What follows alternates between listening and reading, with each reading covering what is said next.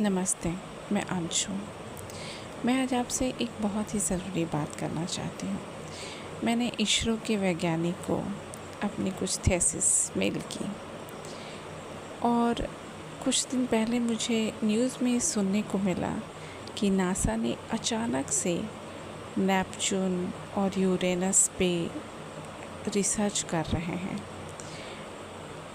अगर मैं ये मानूँ कि मैंने इसरो के चेयरमैन को, पीएमओ को और एक आज तक के वरिष्ठ पत्रकार को, इन 3 लोगों को मैंने अपने थीसिस मेल की।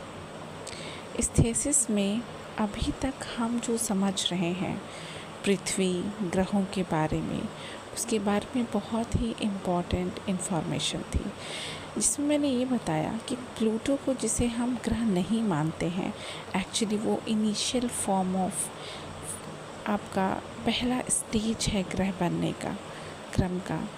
और नेपच्यून और यूरेनस के बारे में मैंने बहुत ही इन्फॉर्मेशन साझा की थी, जिसमें ये बताया था कि हम जितने सारे प्लैनेट्स बने हुए हैं उसमें हीलियम और हाइड्रोजन से ही मिलके बने हुए हैं, और हम सूरज तक देखते हैं हीलियम और हाइड्रोजन की जो उपस्थिति है वो कितनी ज़्यादा है।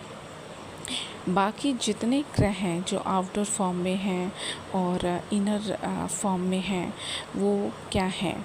और अभी तक हम ये समझते आ रहे थे कि जितने ग्रह हैं वो टकराव से बने हैं, ग्रहों के टकराने से बने हैं, लेकिन ऐसा नहीं है, क्योंकि जो एनर्जी क्रिएट की गई है वो सूरज के द्वारा की गई है, और जो ऑर्बिट का निर्माण हुआ है वो सूरज के एनर्जी जैसे जैसे बढ़ रही है वैसे वैसे और भी ढेर सारे 360 डिग्री पे अगर हम कहें ऑर्बिट बन रहे हैं, तो एक्चुअली ऐसा ही है। और सेकेंड पॉइंट मैंने ये बताया था नेपच्यून को लेके कि यहाँ हीरे की वर्षा होती है। तो मैंने मध्य प्रदेश में एक औरत को शायद नदी में मिले थे हीरे।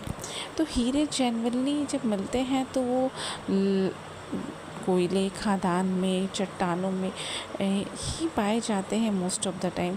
आखिर नदी में हीरे कैसे मिले, मैंने ये पॉइंट रखा था। और जब अचानक से मेरी डॉटर ने ये बोला कि शायद तुमने क्या लगा कि क्योंकि हमारा नेपच्यून पे हीरे की वर्षा होती है यूरेनस पे, तो ऐसा तो नहीं है। तो मैंने